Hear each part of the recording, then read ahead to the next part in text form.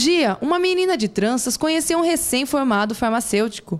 Ele havia terminado o curso em Curitiba e voltava para casa. Ela estudava piano na escola de música da mãe dele. Nós nos conhecemos na igreja. O Gabriel tocava órgão.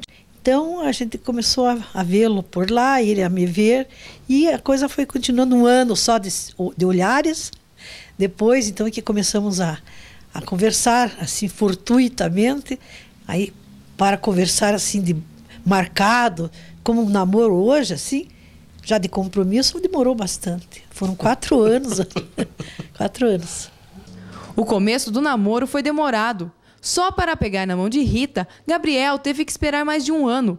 E quando saíam para namorar, sempre levavam a irmã dela junto. Essa coisa de sair junto é que naquela época, nenhum casal de namorados e nem de noivos que se prezasse saía sem uma vela, como nós dizíamos, né? O castiçal, a vela, é uma pessoa que acompanhava, né?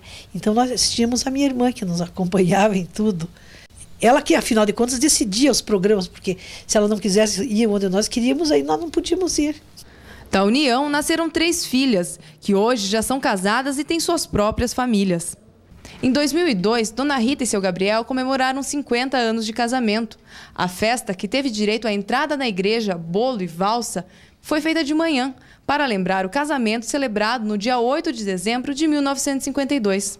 Mas a comemoração não aconteceu só nas bodas de ouro. O aniversário de casamento merece ser festejado todos os anos. Sempre comemorados, claro, em família, né? Primeiro com as crianças, depois com as filhas já mocinhas, agora com os netos, tudo, sempre comemoramos. Atitudes carinhosas e olhares apaixonados ainda são comuns para os dois. E Gabriel agradece a devoção da esposa. De uma certa forma, eu acho que isso é o verdadeiro casamento. Um preocupar-se pela alegria, pela felicidade do outro. Eu provavelmente sempre digo a respeito disso.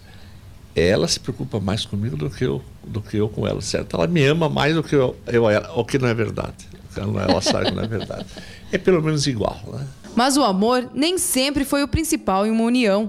O historiador Marco Aurélio Pereira diz que o casamento, que tem origem judaico-cristãs, tinha um significado bem diferente.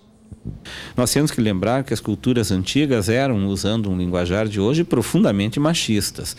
Então, na nossa tradição cristã de casamento, por exemplo, como eu disse, era uma cerimônia de vassalagem, ou seja, era a mudança de passagem de domínio sobre a mulher.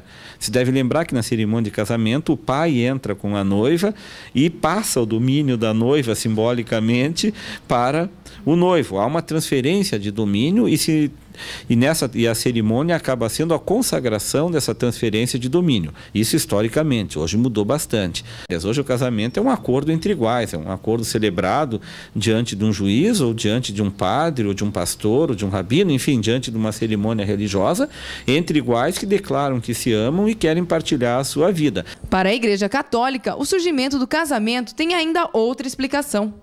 Nós temos um ritual que já está estabilizado há muitos anos na Igreja Católica, que consiste basicamente no juramento de amor, de fidelidade que os noivos fazem um ao outro por toda a vida. Esse é o elemento essencial no casamento na Igreja Católica. Aliás, os ministros do casamento na Igreja Católica são os noivos, não é o padre. O padre é testemunha qualificada em nome da Igreja. São os noivos que são, vamos dizer assim, o sacerdote e a sacerdotisa no casamento. Com o passar dos anos, o casamento sofreu várias mudanças. Hoje, o poder de escolha do cônjuge ajuda a manter a união por livre e espontânea vontade. Para o Padre Divino, a decisão deve ser muito bem pensada.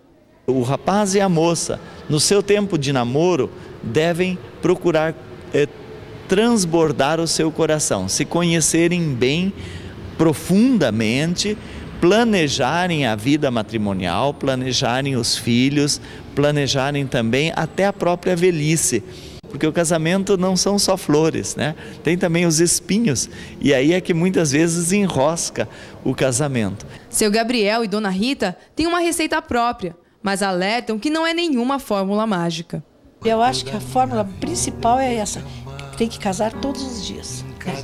A gente precisa cada dia dizer, hoje eu vou viver meu casamento. Como é que é a rotina hoje? É um eterno namoro, assim, 51 anos de casado? Como é que é? Eu não suporto um eterno.